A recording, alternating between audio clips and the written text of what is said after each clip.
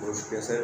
سر دوسرا سوال میں آپ سے کرنا چاہوں گا کہ ہم اسی پاکستان کا حصہ ہیں جس میں عمرا کے پاس دولت و زر اتنا زیادہ ہے جس کا کوئی حساب نہیں، اور اسی ملک کا حصہ ہے جس کی رعایا کے پاس اتنے بھی پیسے موجود نہیں کہ وہ اپنی آسانی سے 2 وقت کی روٹی بھی کھا سکے.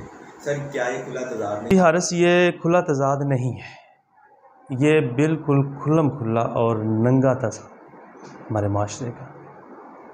ہمارے معاشرے کے اندر ہمیں بتایا یہ گیا ہے کہ آپ کا حصہ آخرت میں رکھا گیا ہے.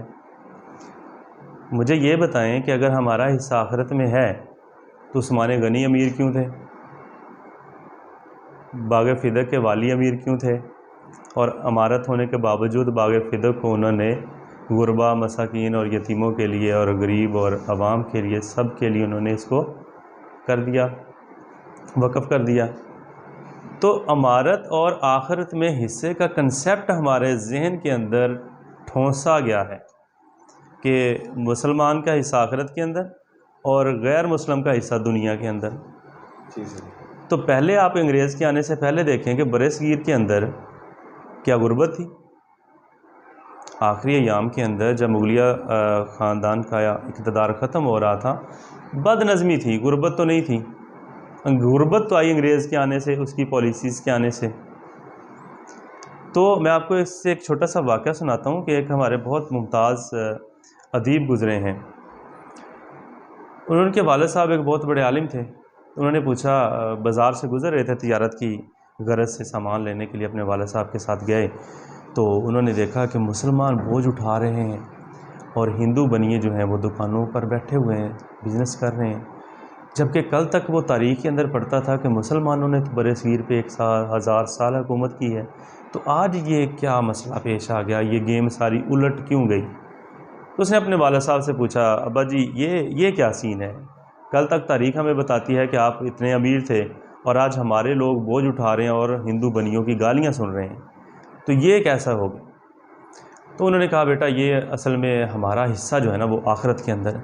تو وہ ادیب جو تھے وہ سیٹسفائیڈ نہیں ہوئے اس بات سے. کہتے نہیں اس سوال کا جواب کچھ اور ہے.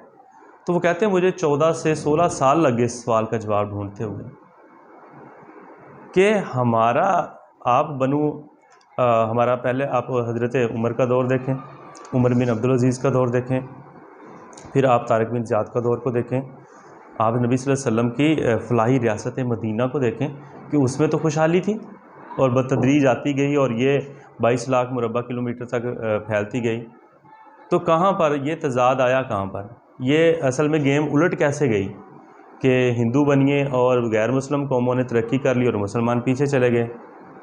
تو یہ سارے کا سارا جو سین بنا وہ یوں بنا کہ ہم نے اپنی تعلیمات کو چھوڑ دیا. ہماری جو بنیادی ہماری تعلیمات تھیں، ہم اس کو پس پشت ڈال کے بیٹھ گئے. ہم نے اسے پس پردہ ہی کر دیا. ہم نے بالکل اگنور کر دیا اس کو کہ ہمارا قرآن ہمیں کب کہتا ہے کہ آپ پیسہ مت کمائیں.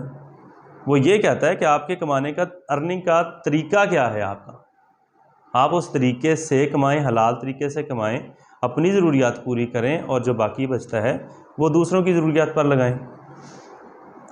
نہ کہ ہمیں یہ چاہیے کہ ہم جو کمائیں اس کو ہم الٹا یا تو اپنی عیاشی پہ لگا دیں یا پھر اس کو جمع کرنے پہ لگائیں. جب آپ دولت جمع کرتے ہیں، اب آپ اس کی سرکولیشن نہیں کر رہے ہو، پھر معاشرہ بگاڑ پیدا کرے.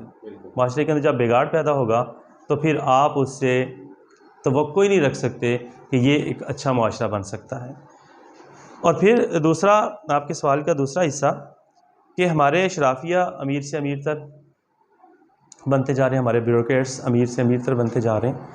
تو یہ اشرافیہ اور ہمارے بیوروکریٹس جو ہوتے ہیں، ان کو اتنی آسائشیں دی جاتی ہیں کہ یہ آپ کو کنٹرول کر سکیں اور یہ آپ کے مینٹل لیول تک گیم کرتے ہیں. آپ کی سوچ کو بدل دیتے ہیں، بالکل آپ کے ذہن کو کوڑا کر کے آپ کو ایک لکیر کے پیچھے لگا دیتے ہیں. جس طرح سے ایک مشہور آج کل کا مقولہ بنا ہوا ہے کہ یہ خود تو خزانے کے پیچھے بھاگتے اور قوم کو ترانے کے پیچھے لگایا ہوا ہے. تو یہ ہمارا دوسرا المیہ ہے ہمارے معاشرے کا.